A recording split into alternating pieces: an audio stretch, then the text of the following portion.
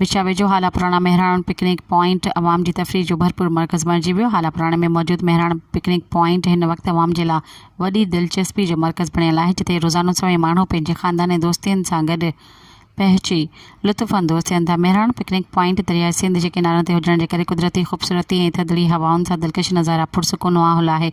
ख़ासि करे हिते हफ़्तेवार मोकलुनि ऐं ईदुनि ऐं ॿियनि मज़हबी ॾींहंनि ते हिते माण्हुनि जी रश लॻे थी। तफ़रीह लाइ ईंदड़ माण्हुनि जो चवणु आहे त हिते जो माहौल दिलि खे ख़ुशि करण वारो माहौल आहे। थधिड़ी हवा, सरज़ब्ज़ मंज़र ऐं ख़ूबसूरत ॾेख सदन ज़हन तां सॼो हफ़्तेवार थक ख़तमु करे छॾियो।